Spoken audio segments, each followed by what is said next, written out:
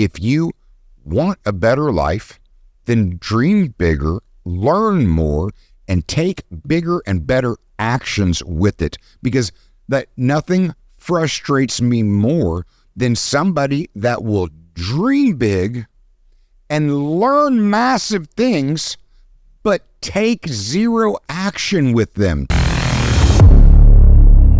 And we are back with another episode of the Julius Files. I am your host, Jasan Julius, and it's been a hot minute since I've got in front of this microphone, and here we are, a Friday night, and I'm let's just say this podcast is being created out of a little bit of frustration. I don't know if it's necessarily frustration or soul searching. I think it's got to do with the frustration of witnessing how other people live their life. And, I don't know if I'm just built differently. I don't know if I just, either through life's pains or just naturally see through a different lens, that there are certain things that just come through to me so clearly. And then I find myself, because I literally care, getting so frustrated about how other people live their lives in general. I do believe that I'm coming from the right place, that it is because I care. But that doesn't stop me from, I guess, expressing my frustration to the world in hopes that I actually get through to a couple people. And I guess what I'm getting at is, again, we come back to the lens that you see life through, and what you tell yourself are truths.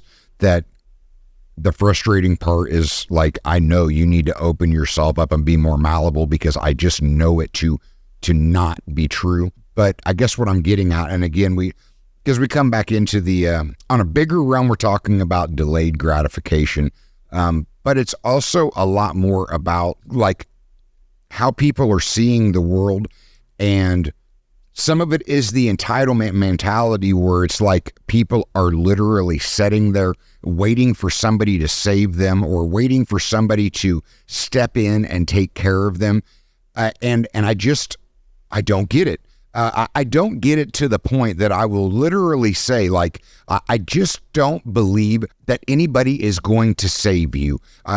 One, it's while I want to believe that humanity is good-hearted and good-natured, because we are tribalistic. At the end of the day, we're still individualistic. So I think that anybody that is quote-unquote trying to save you, they're not altruistic. They're not. There is an ulterior motive. And even if there's not an ulterior motive, literally, if somebody would actually come along to save you, there's going to be a price for it.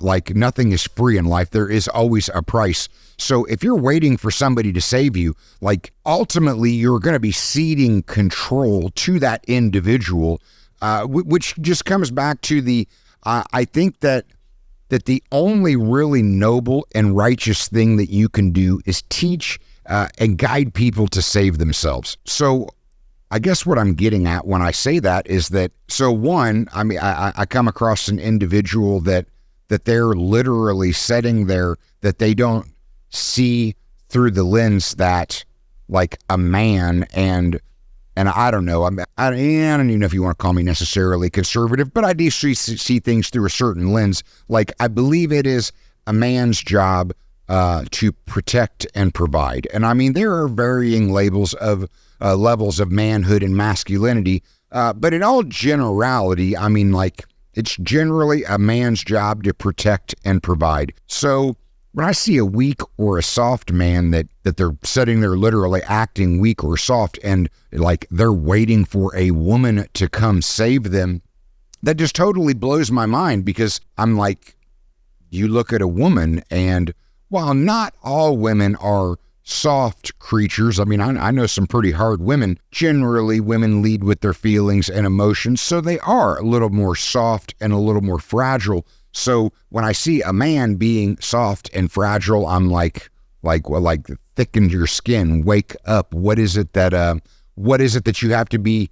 What is it that has to happen in order for you to be shook to the point of understanding it is your job to save yourself, that nobody is going to come save you.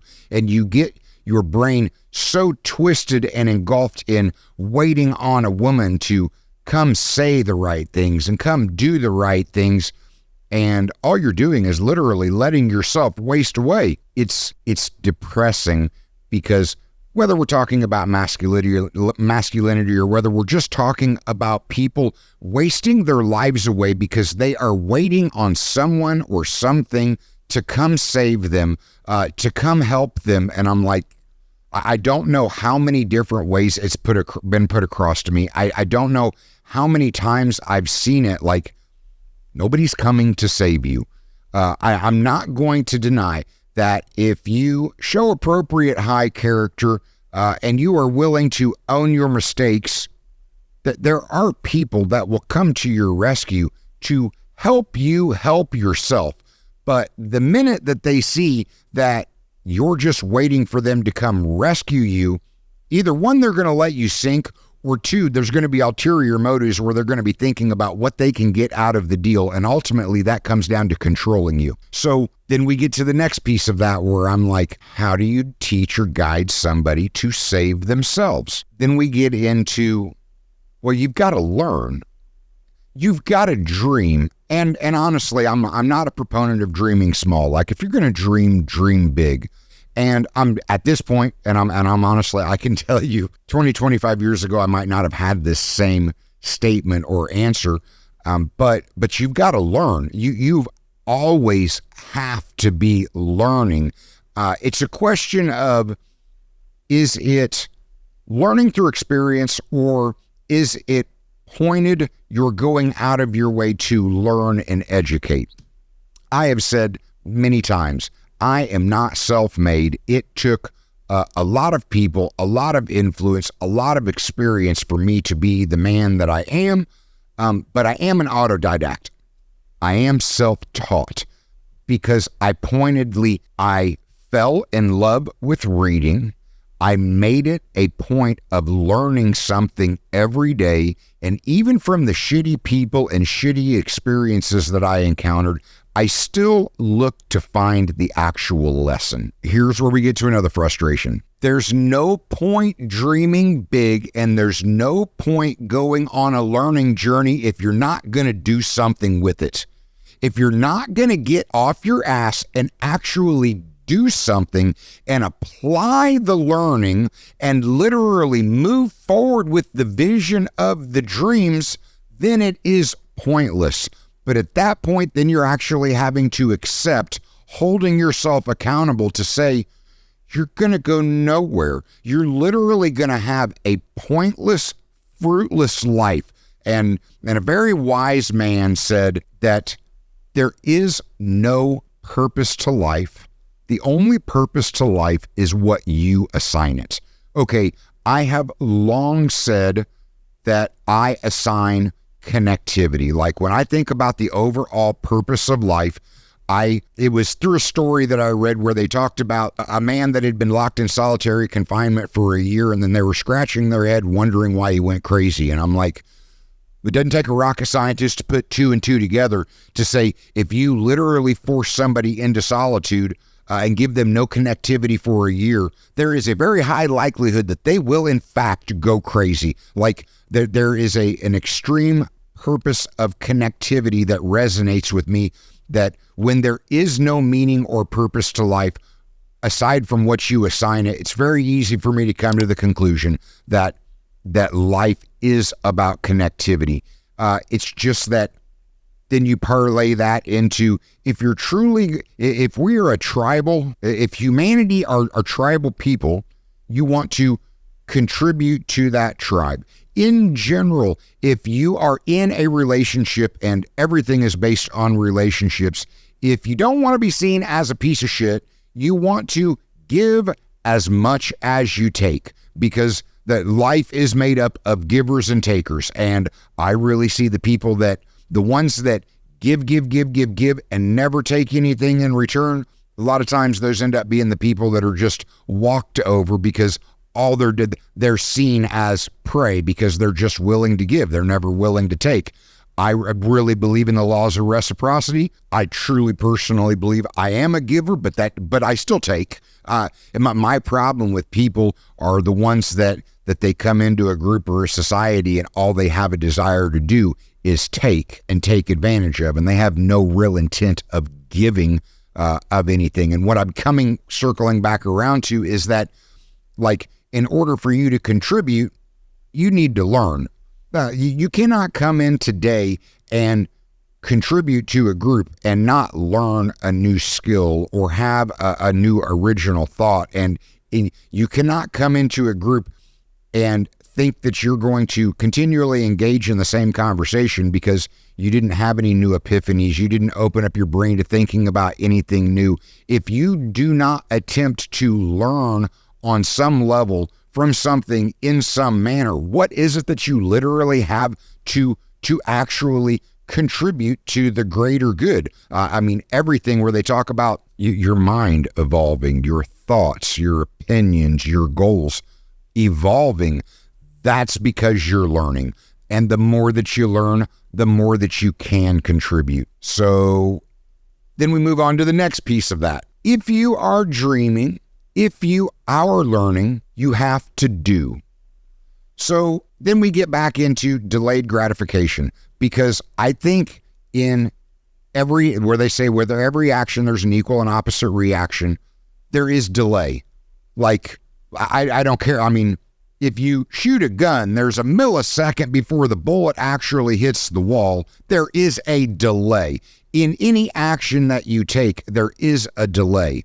What I'm getting at, though, is generally speaking, if you close your eyes and you think about the decisions that you made a year ago, 2 years ago, 3 years ago, then you can open your eyes and think about your present day and see how the decisions that you made a year ago, 2 years, or 3 years ago literally had a direct impact and effect on where you are today. So if we're talking about delayed gratification, and we're talking about personal accountability, and we're talking about taking dreaming and learning and transferring it into doing, then it's just not hard to connect the dots to say, I want to be here 12 months from now. Where you want to be 12 months from now, where you want to be 24 months from now, has everything to do with the vision you have today and with the actions that you take today, because that is the delay. You're not going to act today and then see the fruition of it tomorrow, unless you go buy a lottery ticket. And if you're one of those people that you happen to hit those winning numbers, you're going to purchase your ticket today, and tomorrow you're going to wake up a millionaire. But now you're kidding yourself, because the vast majority of us, that dream never happens. You literally have to put action behind the learning, and understand there is going to be a delay in the actual results. So I want to encourage people, like, think about the life that you want to live, and think about the actions that you need to take today, knowing that it's going to take 6, 12, 18, 24 months for that seed to actually sprout and grow. And that's as it should be. My business coach was like, you are right where you were supposed to be. Because if we were holding ourselves personally accountable, and you are where you are as a product of past decisions that you've made, you're right where you're supposed to be, because these are the decisions that you made that got you where you are. If you want a better life, then dream bigger, learn more, and take bigger and better actions with it, because that nothing frustrates me more than somebody that will dream big and learn massive things, but take zero action with them. You have to do. If the doing's not getting done, you're not going to get where you want to go. I'm just being honest, because again, nobody's going to come save you. Nobody is going to do it for you. I am a big believer in a team environment and working on and doing something that is bigger than yourself. But the reality is that team leader has to get everybody literally making decisions, learning, and taking actions today, knowing it's not going to produce a result tomorrow. It's going to produce a result in 3, 6, 9, 12, 18, 24 months. You need to be thinking on the big picture. I am thinking about 24, 48, 5 years, 10 years. That's how big my dreams are. That's how big my vision is. It is also laid out a huge track that I have of learning. I'm literally sitting here at 48 years old, had I stayed at Chrysler, I would have literally been retiring in the next 10 months, and I just enrolled in the Certified Franchise Executive Program through the International Franchise Association. Because my vision is so big of taking coffee junkies and pizza junkies and making them national brands, I'm literally going back to school because I know that I have to have this education in order for me to be able to do, in order for me to be able to execute. And I know that learning that is taking place now is going to take me 12 months to get through. And as I'm acquiring all of that new knowledge, yes, I might be able to open 1 franchise or 10 franchises, but I'm literally sitting here with a vision of 2,500 franchises. And I mean, if you wonder how I got to that, I'm just looking at it going, I know that I can open up 50 operations, and 50 operations in 50 states gives me 2,500 operations. And I think at 48 years old, that's a pretty big dream and goal. But I know that it had to start with the dream. Then I knew that I was actually going to have to start on the learning track. And as I was starting on the learning track, then I was actually going to have to start doing. And as I'm doing, I have to expect that there is going to be a delay in the results or gratification. And that's all I'm getting at. And it really drives me nuts when people, I see them literally just sitting there. They're either having these dreams and doing nothing with them, not understanding, like, you don't just dream. You do not just manifest things into reality. There are action steps that you have to take. Do not think that you are just going to sit there and dream and tell yourself, I want to manifest riches. And by sitting on your ass, you're just going to blink your eyes and somehow riches are going to fall into your lap. It does not happen that way. There does have to be a proper mindset of gratitude. But if you don't follow it with actual actions and executing and planning, which starts from a dream and then goes into learning new skill sets and literally doing the action steps that you know you need to take in order to bring your dreams to reality, like, I don't even know if I think that you have a right to be frustrated. You're not doing the work. Like I have long said, fall in love with work. Work it builds character. I mean, the reality is work, whether it be mental or physical, like use your brain or it'll rot away. Use your body or it'll rot away. I am all about, like, quality of life is more important than life itself. So take care of yourself. But part of taking care of yourself is, like, your brain is, I understand your brain is not a muscle, but your brain is a muscle, and you should use your brain actively to keep your brain sharp. Your body is muscles. If you want to have a high quality of physical life, you would probably better look at how can you exercise so that you can have a higher quality of life, because if you don't use the muscles, they deteriorate because they're sitting there unused. So why should they stay in shape? Why should you be functional? And I'm sorry that I look at all of this and I'm like, these dots are not hard to connect for me. This truly strikes me as common sense. It just comes down to what level of motivation you have, what level of discipline do you have, and what level of action are you willing to take to actually get where you want to go. But sitting there and waiting for somebody to save you, there are people that will help you help yourself. There are people that will save you for their own benefit so that they can have control over you. And there are really noble people out there, righteous people that will help you save yourself, because in this world, that is helping. What's that old saying? Feed a man fish and he'll eat for a day, teach him to fish and he'll feed himself for the rest of his life. Like, okay, it's short-lived. I can give you a meal and I'll pat myself on the back for giving you a meal. But there's a lot more gratitude to be had in literally teaching somebody to fish and knowing you have literally guided and taught somebody on how to provide for and save themselves. And I'm saying it like this because it's the frustration of seeing people waiting for somebody to come along and save them. There ain't no Superman. And we're not talking about God here, because your relationship with God, I'm a private individual where I have my relationship with God. I'm not talking about that. I'm talking about the reality of human connectivity where no human is just going to righteously come save another human. There's ulterior motives unless you find people that are like, I will teach you, I will help you, I will guide you on teaching you how to do for yourself. I'm not going to sit here and take care of you so that you just continue to take from me and all I do is give. That's just not how the world works. Okay, I'm going to wrap up my podcast. I got my rant over with. If you know somebody that needs to hear this, share the show. If this resonates, hey, like the show. If you agree or disagree with me, okay, give me a comment, something to respond to.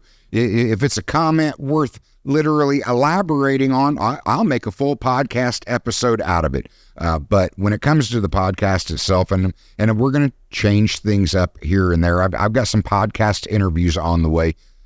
Some of this is that, like, I have been on such a learning journey, but this wasn't an epiphany. This was a lot of common sense, and then taking the discipline to say, how can I work this learning into my daily routine so that I can make it a core piece of my life?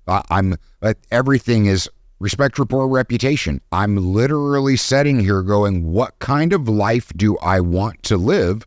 And it has to be continually connecting with people. It has to be continually learning, because as I tried to teach my kids, I tried to raise them to be good contributing members to society, and I'm just trying to live up to that and myself be a good contributing member to society. All right, until next time, you guys have a good night.